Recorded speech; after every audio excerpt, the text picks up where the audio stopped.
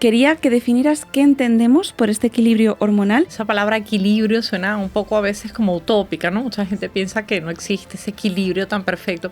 Sin embargo, bueno, nuestro organismo siempre tiende a la homeostasis, ¿no? Y está intentando todo el tiempo nivelar cosas para que funcionemos en armonía. Hoy te traigo de la mano de una maravillosa invitada la unión de dos especialidades médicas que juntas se tienen muy pocas veces en cuenta, pero que son determinantes para lograr el equilibrio en la salud de las mujeres. En cuanto a estas hormonas que orquestan todo, ¿cuáles dirías que son las hormonas clave?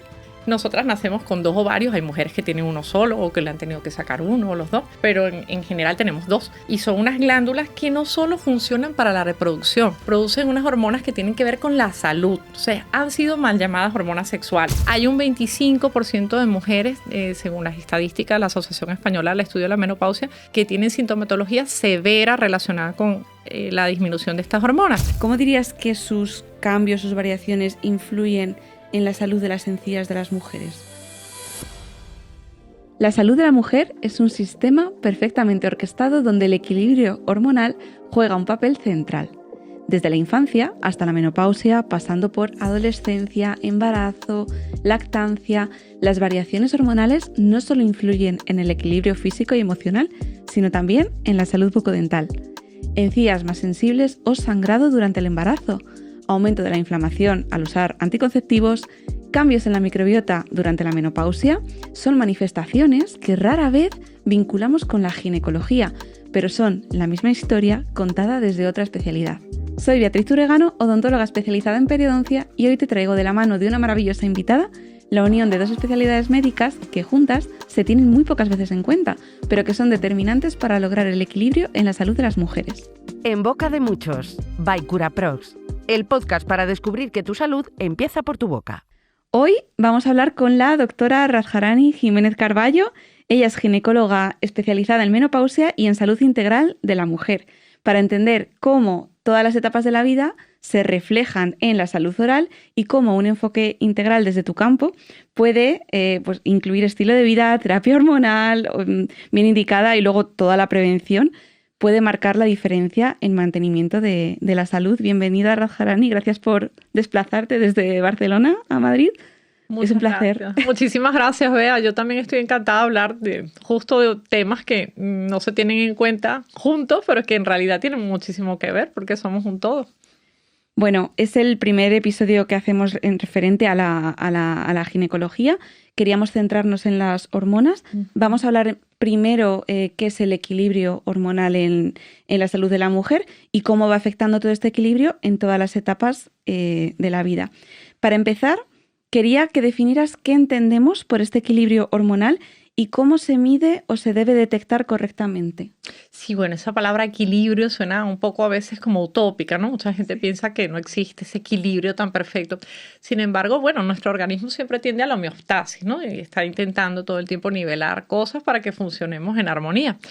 Las mujeres transitamos por una serie de etapas claves a lo largo de nuestra vida que comienzan con esa primera regla, ese despertar de nuestras hormonas cuando los ovarios empiezan a trabajar. Y esos primeros años, esa orquesta que le digo yo hormonal, que está gobernada por una glándula que tenemos en el cerebro, la hipófisis, al principio es muy desafinada porque están aprendiendo a tocar los músicos, ¿no? Están intentando lograr un ciclo que funcione bien y por eso allí muchas veces no estamos en equilibrio. Tenemos esa primera regla y a veces hay un poco de desastre. Luego, poco a poco, conseguimos que esos ciclos sean más regulares y se liberan las cantidades de hormonas correctas si estamos sanas. Y eso tiene que tener en cuenta el estilo de vida saludable, porque una correcta alimentación, el ejercicio físico, el que durmamos adecuadamente nuestras horas necesarias y que tengamos bienestar emocional va a hacer que lleguemos a ese ansiado equilibrio, que es una mujer que tiene ciclos regulares, ovulatorios y que no le duelen y que no representan ningún problema. Eso lo podemos definir como estamos en equilibrio. Vale. Muchas veces puede haber variaciones de ese equilibrio porque los ciclos no siempre son perfectos y no todo es enfermedad, ¿no? Por eso tenemos que individualizar muy bien a cada una. Y luego ya cuando estamos llegando a la perimenopausia, que es cuando se nos están acabando los óvulos, nosotras nacemos millonarias en óvulos y nos los vamos gastando a lo largo de la vida, ya ahí otra vez la orquesta se empieza a desafinar. Entonces decimos que la perimenopausia es como una segunda adolescencia, es como una adolescencia pero con experiencia. Y ahí tenemos otra vez desequilibrios, ¿no? Vale. Pero para eso estoy yo, para arreglar esos desequilibrios. y revertir. Exacto. Eso es. En cuanto a estas hormonas que orquestan todo, ¿cuáles dirías que son las hormonas clave que regulan los cambios en las distintas etapas de esta vida que has comentado? Muy bien, mira, aquí te voy a explicar más fácilmente para que nuestras escuchantes lo entiendan, porque una imagen a veces vale más que 1000 palabras. Nosotras nacemos con 2 ovarios, hay mujeres que tienen uno solo o que le han tenido que sacar uno o los 2, pero en general tenemos 2. Y son unas glándulas que no solo funcionan para la reproducción, producen unas hormonas que tienen que ver con la salud. O sea, han sido mal llamadas hormonas sexuales porque se vinculan al proceso reproductivo, que por supuesto que también tienen un gran peso en nuestra reproducción, pero esas hormonas también tienen que ver con toda la salud.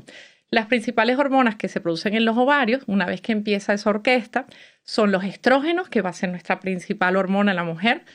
De los estrógenos tenemos estradiol, estriol y estrona, pero en los ovarios sobre todo se produce estradiol, que es la hormona predominante en la mujer.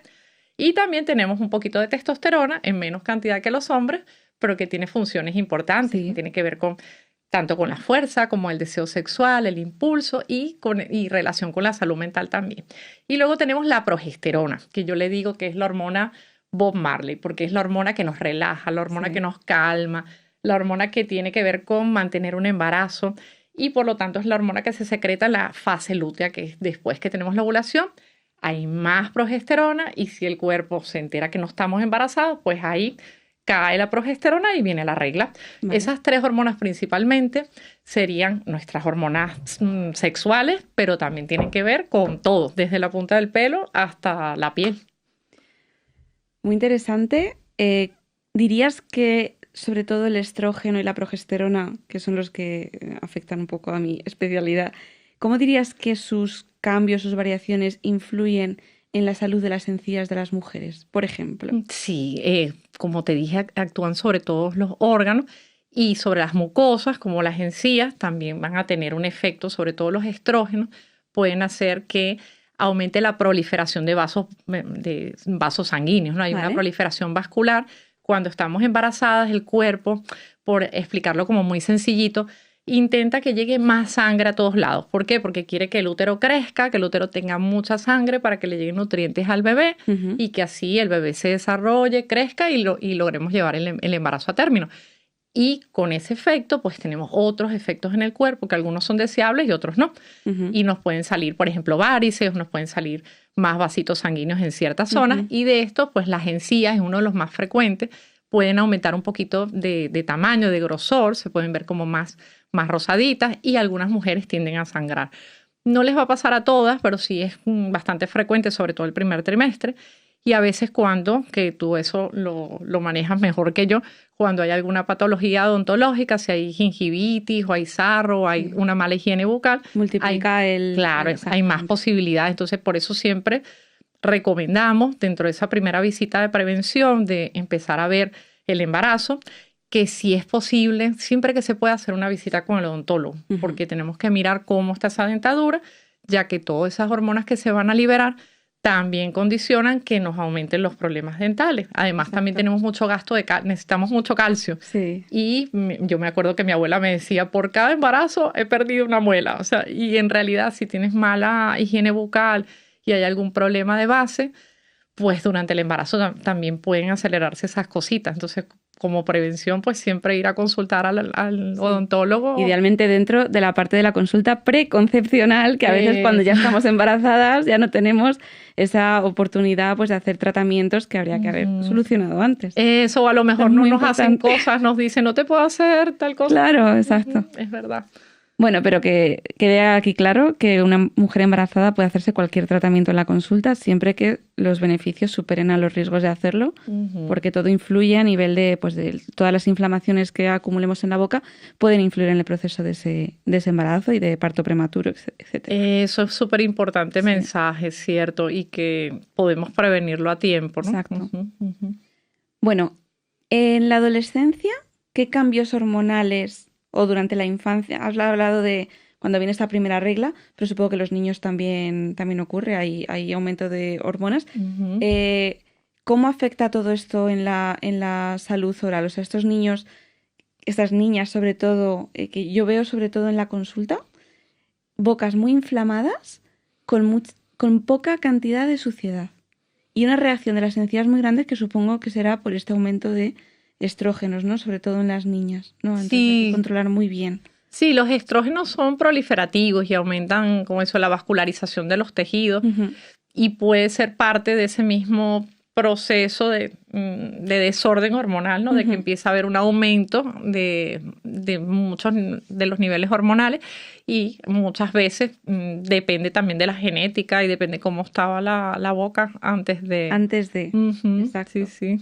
Hemos hablado del embarazo y ahora en la menopausia. ¿Qué cambios hormonales podrían explicar esto que me encuentro yo de bocas más secas, encías más finitas, alteraciones en el gusto? Porque claro, luego ya llegados a una determinada edad hay gente que toma ciertos medicamentos que influyen en esta sensación de sequedad, pero esta caída, ¿no?, de estrógenos y de progesterona que ocurre en la menopausia, ¿cómo afecta al resto de tejidos? Sí, fíjate. Cuando ya estamos en la transición a la menopausia, ¿no? Incluso antes de esa última, la menopausia es solo la última regla. Sí. Y se define de forma retrospectiva, como que han pasado 12 meses sin que una mujer tenga la regla. Vale. Pero para llegar a esos 12 meses ya hemos estado muchos meses previamente con una producción más bajita de estrógeno o más irregular, porque a veces quedaban 2 o 3 óvulos, entonces conseguimos que tengamos una ovulación y bueno, de repente sube un poquito el estrógeno. Vale. Pero la transición a la menopausia se caracteriza porque hay bastante disminución de la producción de estrógeno con respecto a años previos. Y ya empezamos a notar sequedad en todo el cuerpo. Las mujeres me dicen, tengo la piel como un lagarto, súper reseca y ha sido un cambio muy brusco. Tengo los ojos que me molestan para ver. Tengo las mucosas, sobre todo la vagina. Sí, claro, la vagina porque la vagina es lo más rico en receptores de estrógeno. Los estrógenos son a la vagina como el agua es a las plantas. Entonces allí lo vamos a notar mucho un porcentaje de mujeres, ¿no? Cada una somos distintas. Y con respecto a la boca no deja de ser una mucosa donde hay glándulas y que también pueden depender de los estrógenos. Vale. Se nos van a secar todas las mucosas en general. Y además podemos tener una alteración de nuestra microbiota. Nos vamos a cambiar la microbiota intestinal porque los estrógenos hacen que tengamos más lactobacilos, una flora predominantemente más beneficiosa. Y entonces al bajar esas hormonas, de repente tenemos un cambio en nuestra flora intestinal. Y eso tiene que ver a veces con que nos dicen, tengo más intolerancias o tengo dificultad para digerir, me hincho.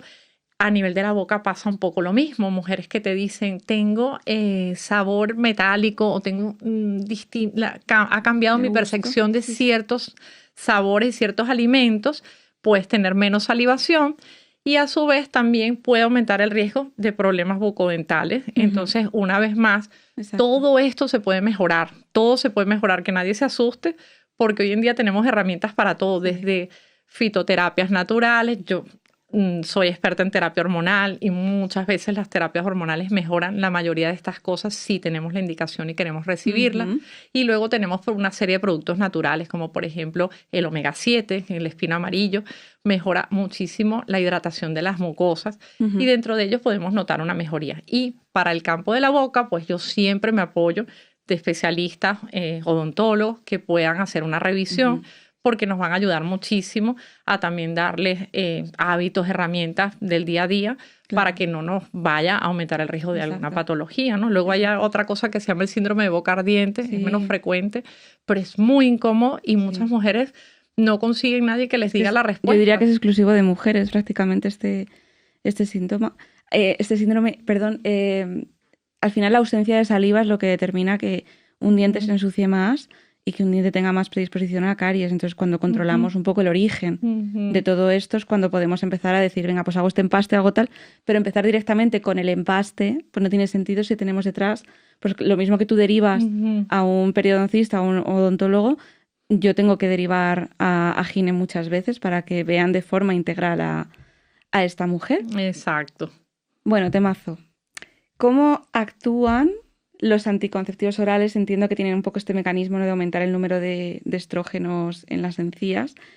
Se han llamado mal, ¿no?, como reguladores del ciclo menstrual, porque realmente anulan el ciclo menstrual, pero influyen mucho en el equilibrio de la mujer, ¿no? Cuando quiero que expliques bien este tema, a mí me influyen mucho cuando una paciente está tomando anticonceptivos porque a nivel de la encía veo mucha más inflamación que si no los estuviera tomando? Puede influir, como todo. Siempre tenemos que valorar cada caso. Los anticonceptivos son una herramienta más. Yo intento siempre no demonizarlos porque hay mujeres que realmente los necesitan y para las que los toleran excelentemente y es una buena herramienta, siempre que su beneficio supere el riesgo, como todo. Hay otras a las que les va fatal y eso siempre se logra escuchando a la mujer. Ella te lo va a decir claramente, mira, a mí me da efectos secundarios, no me va bien o no los quiero. Y para eso tenemos un abanico bien variado de opciones anticonceptivas, ¿no? A la mujer que le va mal, pues sí, dentro de los efectos que puede producir, puede estar a lo mejor desequilibrio un poco también en la microbiota porque vamos a tener un cambio hormonal, son estrógenos sintéticos y tienen dosis que son incluso muy superiores a la de la terapia hormonal. Además, tienen que metabolizarse por el hígado. Dependiendo del anticonceptivo que sea, actualmente tenemos estrógenos naturales también. Hay fármacos que tienen el 17-beta-estradiol.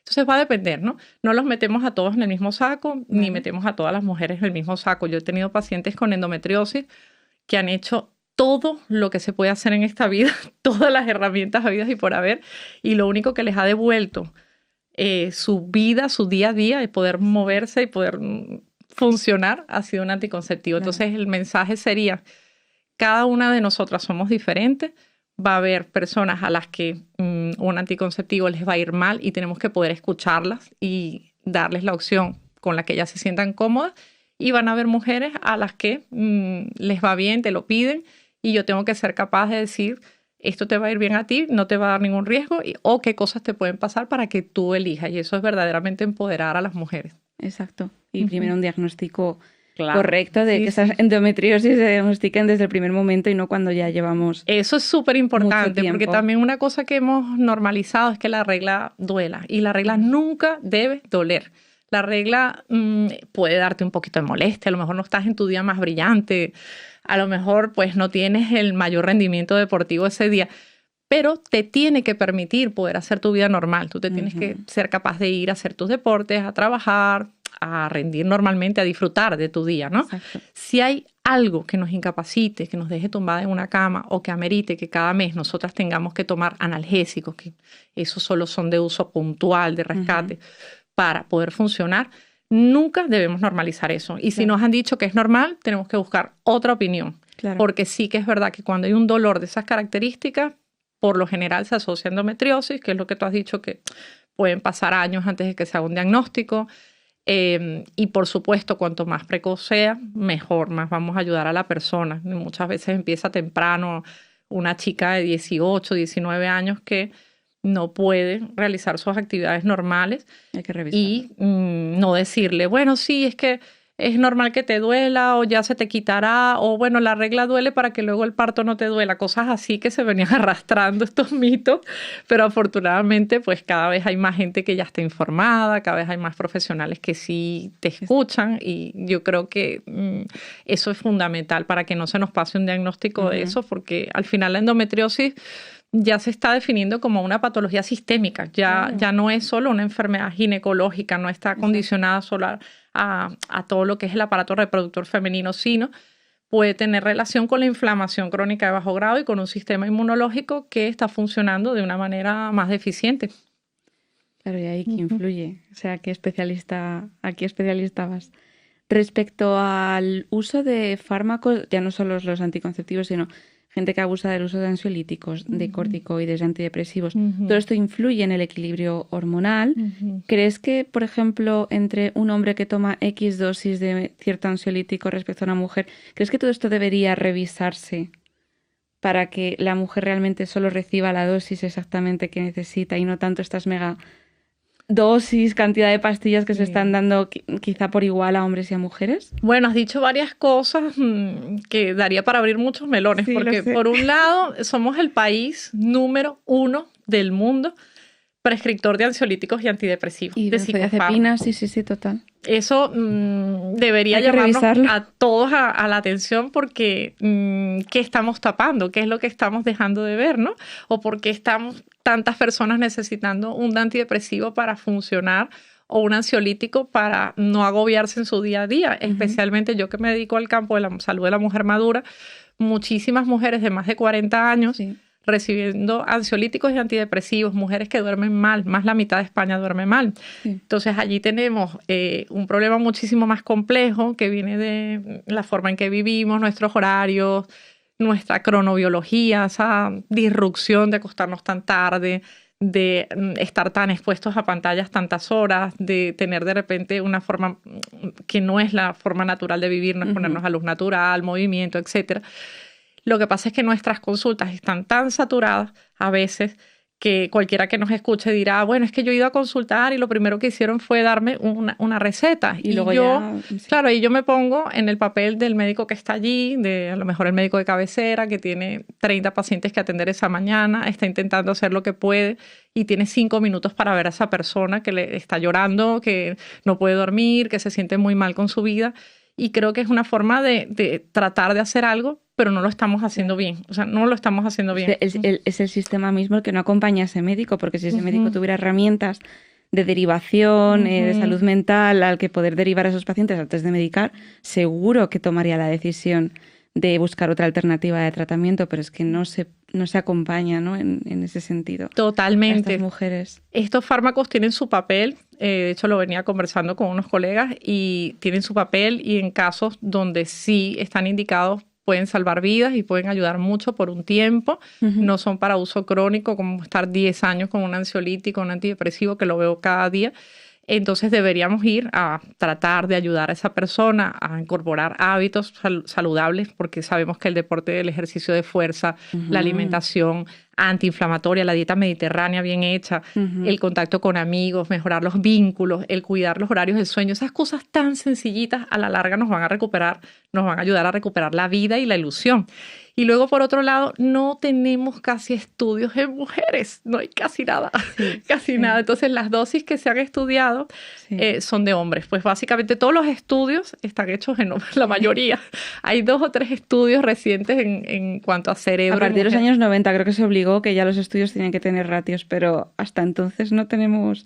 No tenemos casi nada porque como las mujeres somos más complejas con todo nuestro ciclo y todas nuestras variaciones, pues se hacía como un poco más sencillo, ¿no? Desde el punto de vista de protocolos de investigación, y bueno, eso ya debe cambiar porque definitivamente tenemos que enterarnos, conocer bien el funcionamiento, sobre todo del cerebro, y la relación con todas esas hormonas, porque ahí las mujeres tenemos mucha más predisposición a problemas de salud mental y también a enfermedades neurodegenerativas como el Alzheimer y el Parkinson.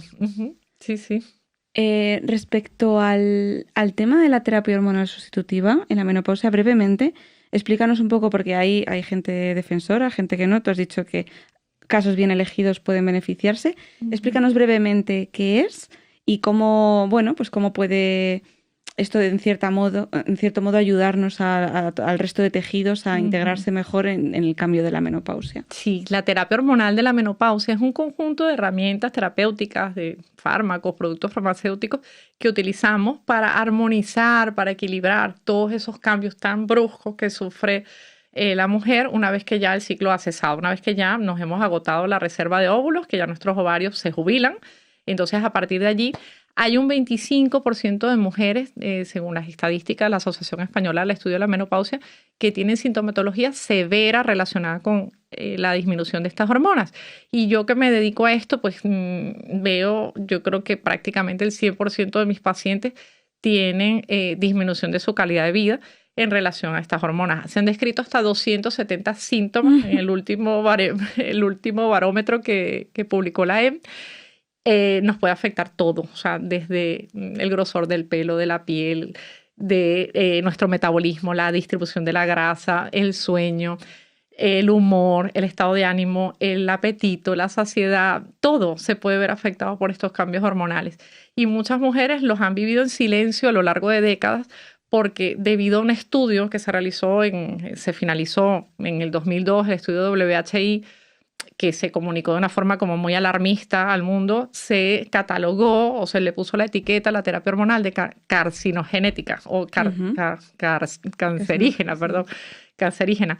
¿Por qué se hizo? Bueno, porque primero eran otras hormonas, segundo, luego se subanalizó y se vio que el progestágeno que se utilizó allí, que era acetato de medroxiprogesterona, sí que fue el responsable de un pequeño incremento de uno de los grupos del estudio, pero las mujeres que recibieron estrógenos no tuvieron más aumento de cáncer de mama.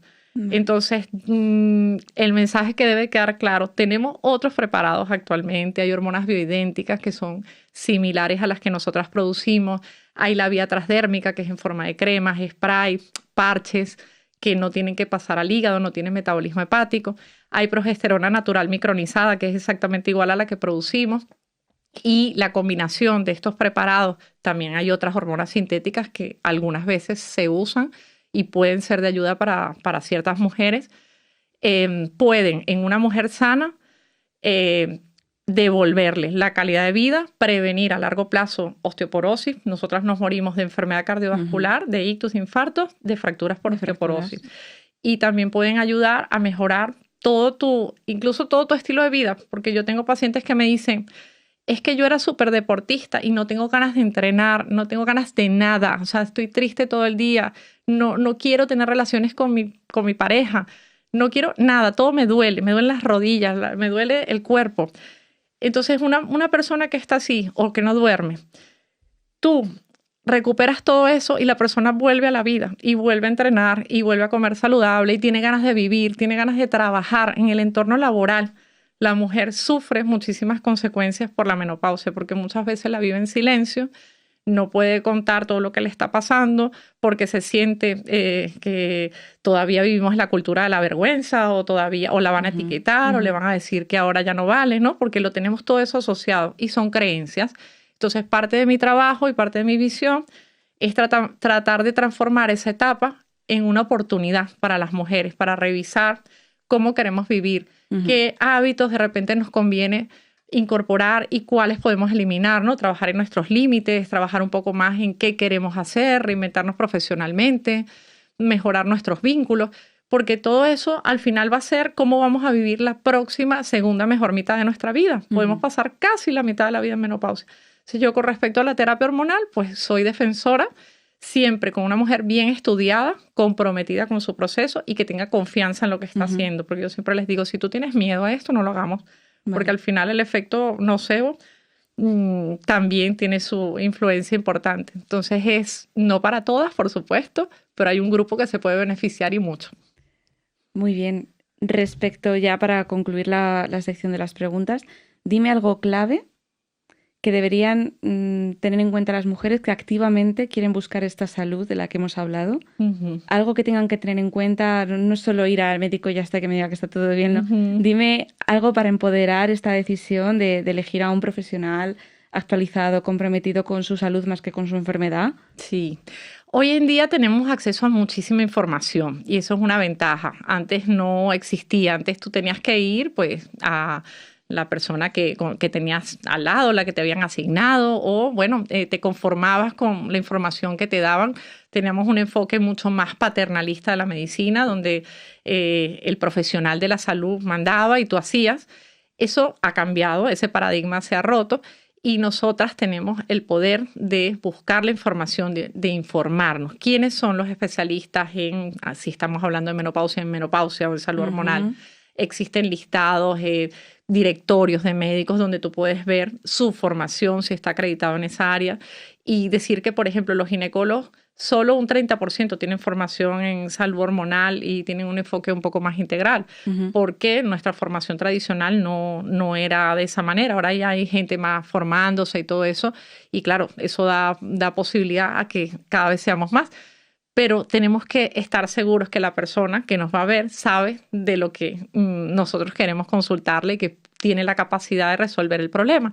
Y lo otro que no es tan científico ni tan objetivo, que es muy importante la energía, la conexión que tengamos, la empatía que encontremos en esa persona, ¿no? Los seres humanos también funcionamos por intercambio de energía y eso es algo que no se puede plasmar ni hay una escala para medirlo. Es determinante para... Claro, pero si yo estoy contigo y tú me vas a hacer un tratamiento de una ortodoncia o me tienes que ver un implante que a veces que nos da tanto miedo también, yo digo que a mí me da más miedo el odontólogo que el ginecólogo. Sí, me lo dicen mucho los pacientes. Claro, yo necesito confiar en ti, necesito saber que lo que tú me vas a explicar es algo en lo que yo puedo creer y que yo no tengo que irme a Google a revisar lo que tú me estás diciendo. Entonces yo siempre les digo, Si tú sientes confianza en mí, estás cómoda con lo que yo te estoy contando y no tienes que dudar o ir a revisar a ver si es verdad, podemos continuar. Y si no, sigue buscando, porque tienes que tener esa certeza que estás en buenas manos. Me ha encantado la conclusión final. Vamos a plasmar todas estas ideas de la entrevista en nuestra siguiente sección, que es la sección de mito-realidad. Yo te voy a plantear una serie de afirmaciones donde vamos a repasar una serie de cosas. A lo mejor alguna no ha salido, pero nada, brevemente decimos si es mito-realidad, la explicamos lo que tengamos que explicar, o así ha quedado claro durante la entrevista. Genial. No será necesario. Bueno, los anticonceptivos son la única opción disponible ante una menstruación dolorosa. Mito, no, de hecho, no son la corrección de una menstruación dolorosa. Podemos mejorar mucho la inflamación, que muchas veces es la raíz del dolor, a través del estilo de vida saludable. El deporte mejora muchísimo todo lo que es el ejercicio físico. Yo les aconsejo mucho el yoga o el ejercicio de fuerza, y esto ya mejora muchísimo. Lo que pasa es que hay que tener la constancia y darle el tiempo de necesario. Integrarlo en tu vida y que veas que funciona. Claro, y luego dormir, luego incluso a veces hay mujeres que tienen muchísimo estrés por su trabajo y eso también se manifiesta en forma de reglas dolorosas, y hay suplementos también que nos pueden ayudar, como por ejemplo el magnesio, bisglicinato de magnesio, el omega 3, la cúrcuma también, que pueden ayudar en conjunto con ese estilo de vida saludable. Sin recurrir a la... Sí, la píldora es para si realmente necesitamos un anticonceptivo o hay que ya hemos explorado otras opciones y es la única que nos funciona, pues claro, en ese caso sí. Bueno, esta ya si quieres te la respondo yo. Durante el embarazo es normal que las encías sangren, no hay nada que hacer. Mito. Bueno, es normal que sangre, pero sí se pueden hacer cositas. Sí, claro, exacto. Claro. Así es. Se puede tratar. Los cambios hormonales pueden afectar en gran medida a la salud reproductiva y salud oral, está claro. Totalmente, realidad. Sí, nuestras hormonas influyen en todo, cuerpo y mente. Yo creo que a partir de la entrevista la gente salga con la idea de que nuestras dos especialidades están muy relacionadas, que una no puede ir sin la otra y al final pues que las hormonas no, como has dicho, no son solo hormonas sexuales del proceso reproductivo, sino que alteran muchísimo el resto del organismo. Exacto. Vale, este es otro melón, es que te lo quería traer. Si los valores hormonales o de cualquier otro parámetro en nuestras analíticas salen dentro del rango de normalidad, entonces es que no hay ningún problema. No. Mito, totalmente. No hay que buscar asteriscos, no de solo lo que salga el asterisco. Mito. Lo voy a explicar con un ejemplo. A mí, yo tengo consulta online y mis pacientes muchas veces me escriben, ¿no? O pacientes que aún no han venido a la consulta. Tengo cita contigo tal día, te tengo que enviar mis analíticas. ¿O qué analítica necesito? Pídeme las analíticas, ¿no? Yo creo que muchas mujeres en su búsqueda, porque es verdad que en perimenopausia las mujeres van muy perdidas porque no encuentran quien les escuche, les dicen eso, tus hormonas están normales, no tienes nada, ¿no? Y en su búsqueda, pues muchas veces se refugian en esos valores que salen allí de sus hormonas. Pero es que si nosotras viéramos un gráfico de las hormonas en perimenopausia, sería una cosa así. Claro. O sea, hay un caos total. Y se han medido en un punto, ahí ya está. Es como si yo te tomo una foto ahora. Tu analítica es tu foto de ahora. Entonces, eso a mí no me sirve para hacerte ningún diagnóstico. Yo te tengo que preguntar tus síntomas, qué necesitas mejorar, cómo te afecta.